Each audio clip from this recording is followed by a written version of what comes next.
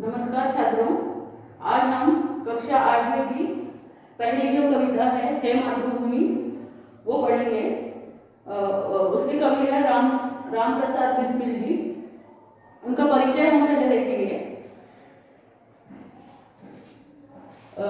राम प्रसाद बिस्मिल जी का जन्म 1897 शाहजहांपुर उत्तर प्रदेश में हुआ। मृत्यु 1927 गोरखपुर उत्तर प्रदेश में हुई। उनका परिचय: राम प्रसाद बिस्मिल भारत के महान स्वतंत्रता सेनानी ही नहीं बल्कि उच्च कोटि के कवि, अनुवादक, बहुभाषाविद व साहित्यकार भी थे। आपने देश की आज़ादी के लिए अपने प्राणों की आहुति दे दी। सरफरोशी की तमन्ना आपकी प्रसिद्ध रचना है। बिस्मिल उपनाम के अतिरिक्त आप राम और अज्ञात के नाम से भी लेख व कविताएं लिखते थे। पद्य संबंधी: प्रस्तुत कविता में क्रांतिकारी एवं स्वतंत्रता सेनानी कवि राम प्रसाद बिस्मिल जी ने मातृभूमि के प्रति अपने प्रेम एवं भक्तिभाव को व्यक्त किया है। यह अपने मातृभूमि की सेवा करने और देश हित में निछावर हो जाने की लालसा व्यक्त की है। तो ये जो कविता है ये है मातृभूमि, ये एक देशभक्ति पर आधारित कविता है। मातृभूमि के प्रति प्रेम और भक्तिभाव यह कविता व्यक्त करती है। देशभक्ति की भावना हमें उससे जागृत होती है। तो ये कविता हम पहले पढ़ेंगे। हे मातृभूमि तेरे चरणों में शीश नवाऊं, मैं भक्ति भेंट अपनी तेरी शरण में लाऊं। माथे पे तू हो चंदन, छाती पे तू हो माला, जीवा पे गीत तू हो मेरा, तेरा ही नाम गाओ। जिससे सपूत उपजे श्री राम कृष्ण जैसे, उस धूल को मैं तेरी निज शीश पे चढ़ाऊं। माई समुद्र जिसकी पदरज को नित्य धोकर, करता प्रणाम तुझको मैं वे चरण दबाऊं। सेवा में तेरी माता मैं भेदभाव तजकर, वह पुण्य नाम तेरा प्रतिदिन सुनूं सुनाऊं। तेरे ही काम आऊं, तेरा ही मंत्र गाऊं, मन और देह तुम पर बलिदान मैं जाऊं।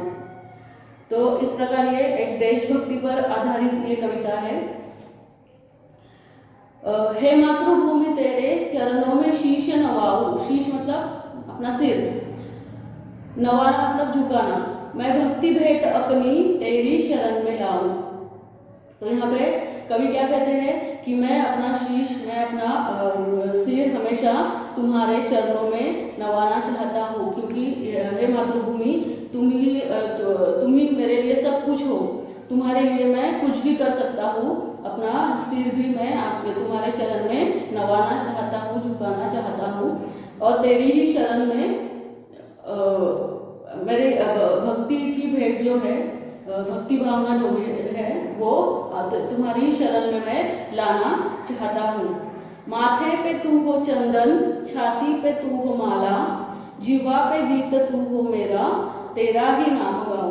यहाँ पे कवि कहते हैं कि मेरा सब कुछ तुम हो और हमेशा मेरे मन में तुम्हारी ही बात होनी चाहिए, तुम्हारे ही बारे में मैं सोचूं, ऐसा यहाँ पे कवि कहते हैं। तो उन्होंने क्या कहा है, माथे पे तू हो चंदन, माथे पे हम जो चंदन लगाते हैं वो भी तुम ही होने चाहिए। मातृभूमि तुम ही मेरा माथे का चंदन होना चाहिए। छाती पे तू हो माला, मेरी छाती की जो माला है वो भी तुम ही हो। जीवा पे गीत हो तेरा, जीवा मतलब जीभ, मेरे जीभ पर जो भी गीत आएंगे वो तुम्हारे ही आएंगे हमेशा।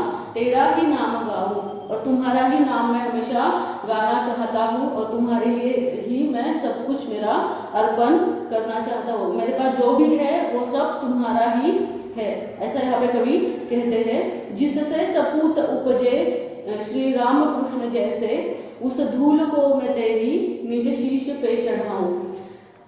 जिससे सपूत उपजे, सपूत मतलब सुपुत्र, अच्छे पुत्र जिसको बोलेंगे। उपजे मतलब जन्म लेना, जिससे सपूत उपजे श्री रामकृष्ण जैसे ही पूरे सपूत है तुम्हारी धरती माँ के, धरती माँ तुम्हारे, ऐसा यहाँ पे कवि कहते हैं। जैसे कि रामकृष्ण ने ईश्वर का ही अंश थे वो, और उन्होंने हमेशा बुरे का अंत किया है। तो इसी प्रकार जो भी सपूत तुम्हारे जन्म है, तुम्हारी वजह से जन्म है, तुम्हारे ये ही जन्म है, वो सब रामकृष्ण जैसे ही है। उस धूल को मैं तेरी निज शीश पे चढ़ाऊं। और जहाँ पे इतने पवित्र पावन ऐसे पुत्र का जन्म हुआ है रामकृष्ण जैसे, और उसकी धूल को मैं हमेशा निज शीश पे चढ़ाऊं, अपने सिर पर हमेशा चढ़ाना चाहता हूँ। मतलब मैं हमेशा तुम्हें वंदन करना चाहता हूँ, ऐसा यहाँ पे कवि कहते हैं। माई समुद्र जिसकी पदरज को नित्य धोकर, माई मतलब माता, मातृभूमि को माता यहाँ पे कवि कहते हैं। माई समुद्र जिसकी पदरज को नित्य धोकर, रज मतलब धूल, जिसकी पद मतलब पैरों को हमेशा समुद्र धोता है। करता प्रणाम तुझको मैं वे चरण दबाऊं, और हमेशा तुम्हें जो प्रणाम करता है, जो सागर समुद्र प्रणाम करता है, वे चरण में दबाना चाहता हूँ। मतलब तुम्हारी सेवा मैं वहां पे करना चाहता हूँ। सेवा में तेरी माता मैं भेदभाव तजकर मतलब छोड़कर, वह पुण्य नाम तेरा प्रतिदिन सुनाऊं। सेवा में तेरी माता, मैं हमेशा तुम्हारी सेवा में ही रहना चाहता हूँ। मैं भेदभाव तजकर, और इसलिए मैं पूरे सब कुछ जो भी भेदभाव है वो छोड़ना चाहता हूँ। वह पुण्य नाम तेरा प्रतिदिन सुनाऊं, और तुम्हारा जो पुण्य नाम है मातृभूमि, माता जिसको कहा गया है, वो नाम हमेशा मैं मेरे जीवा पर लूँ और दूसरों को भी हमेशा सुनाता रहूँ। मतलब तुम्हारे ही गुण मैं हमेशा गाता रहूँ। तेरे ही काम आऊँ, तेरा ही मंत्र गाऊँ, मन और देह तुम पर बलिदान मैं जाऊँ। और हमेशा मेरी ये कामना है कि तेरे ही काम मैं हमेशा आऊँ, तेरा ही मंत्र मैं हमेशा गाता रहूँ, मन और देह तुम पर बलिदान मैं जाऊँ। और मेरा तन मन धन जो भी है वो हमेशा सब कुछ तुम पर निछावर मैं करूँ, ऐसा यहाँ पे कवि कहते हैं। बहुत ही सुंदर कविता राम प्रसाद बिस्मिल जी ने लिखी है, और यहाँ पे उनका देशभक्ति की भावना उनकी यहाँ पे प्रतीत होती है, क्योंकि वो एक क्रांतिकारी थे और स्वतंत्रता सेनानी भी थे, और आज़ादी के लिए उन्होंने अपने प्राणों की आहुति भी दी है। तो उन्होंने अपना पूरा जीवन देश के लिए ही अर्पण किया था। तो इसलिए बहुत ही सुंदर कविता है। और यहाँ पे इस कविता से हमें क्या सीख मिलती है कि मातृभूमि की सेवा करना प्रत्येक नागरिक का कर्तव्य है। सबको मातृभूमि की सेवा करनी ही चाहिए, वो उनका पहला कर्तव्य है। और सबसे पहले स्थान हमारे जीवन में किसका है, तो हमारी मातृभूमि का है। आवश्यकता पड़ने पर अपने देश के लिए अपना सर्वस्व निछावर करने वाला ही मातृभूमि का सच्चा सपूत होता है। और इससे हमें क्या सीख मिलती है कि जो आवश्यकता पड़ने पर अपना सब कुछ मातृभूमि के लिए अर्पण करता है, वही सच्चा मातृभूमि का सपूत होता है। तो इस प्रकार ये कविता है। तो इसका हम अभी स्वाध्याय देखेंगे। यहाँ पे देखो, पहला प्रश्न है, सूचना के अनुसार कृतियाँ करो।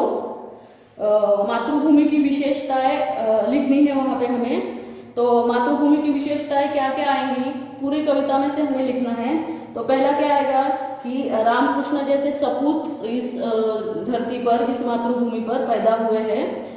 दूसरा क्या आएगा, समुद्र पैरों की धूल धोकर हमेशा मातृभूमि को प्रणाम करता है, ये भी विशेषता आएगी। और ये मातृभूमि भेदभाव रहित है, मतलब इसमें कोई भी भेदभाव नहीं है मातृभूमि पर। एक से मतलब अलग अलग बर्ताव किसी के साथ वो नहीं करती, सबके साथ एक ही उसका बर्ताव होता है, इसलिए भेदभाव रहित ये एक उसकी विशेषता आएगी। और इस मातृभूमि का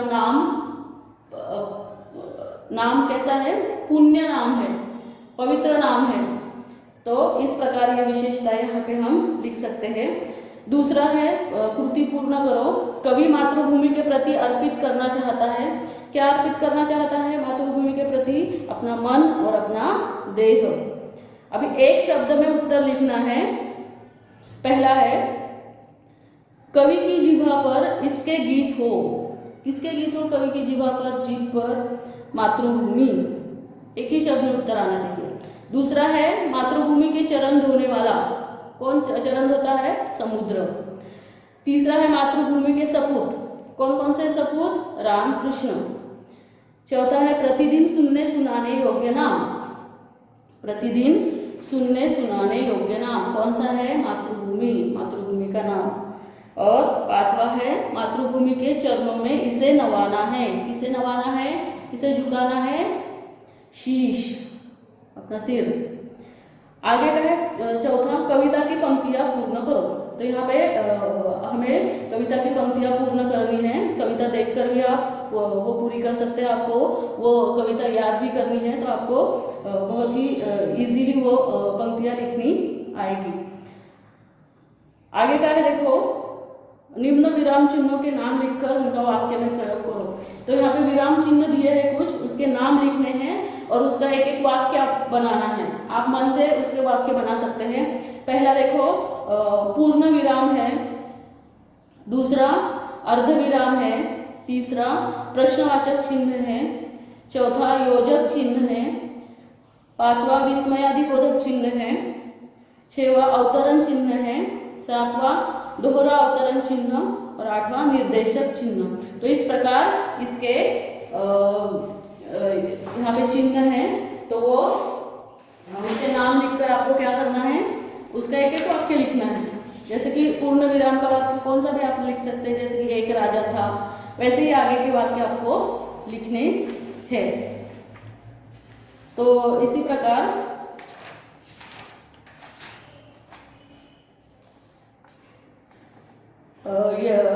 यह स्वाध्याय आपको पूरा करना है। यहाँ पे ये कविता पूर्ण होती है। धन्यवाद।